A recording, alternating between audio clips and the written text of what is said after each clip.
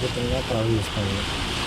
గడిచిన కొన్ని రోజులుగా ఈ ప్రాంతంలో భారీ వర్షాలు కురుస్తుండడంతో నదిలోని నీటి స్థాయి ప్రమాదకర స్థాయిలో పెరిగాయి.